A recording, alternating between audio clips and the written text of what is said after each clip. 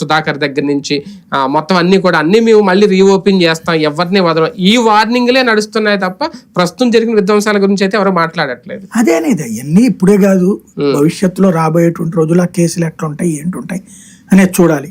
ప్రస్తుతానికి అంతా కూడా రాజకీయంగా ఉత్సాహం కొద్దీ మాట్లాడతారు, ఊపు కొద్దీ మాట్లాడతారు. అవన్నీ ప్రాక్టికల్ గా ఏం జరుగుతాయి అవన్నీ ఫ్యూచర్ లో వర్క్ ని బట్టి చూడాలి.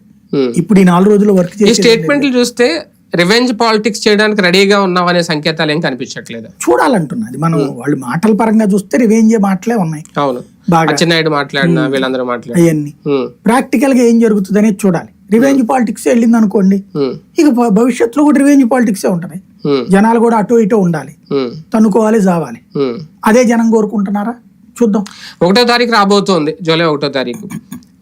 డబ్బులు ఎలా ఇస్తారు ఏంటి ఇవన్నీ కంటే ఇచ్చే వాళ్ళ గురించి మాట్లాడుకుంటే వాలంటీర్లు అంటే వీళ్ళు చెప్పింది ఇంటికి వెళ్ళే మేము ఇస్తాము అనేది, మేము అధికారంలోకి రాగానే.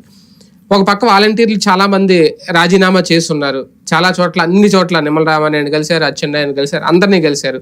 తీసుకుంటామనే హామీ అయితే ఇవ్వట్లేదు. పైగా మీరు ఎవరైతే మీతో రాజీనామా చేయించారో వాళ్ళ మీద కేసులు పెట్టండి, అప్పుడు ఆలోచిద్దాం అంటున్నారు. వాలంటీర్ల విషయంలో టీడీపీ ఇంకా క్లారిటీ లేదా, ఎందుకంటే ఇంకా 10 రోజులే టైం ఉంది, లేదా ఒక జన్మభూమి కమిటీ లాగా మళ్ళీ కొత్త వాళ్ళని రిక్రూట్ చేసుకుంటుందా ఏంటి అసలు ఆలోచన వాళ్ళది? చూడాలి. ఇవాళ అంటే ఈ 2 రోజులు వచ్చేటప్పటికి మంత్రివర్గము ఈ హడావిడిలో ఉన్నారు. ఆ తర్వాత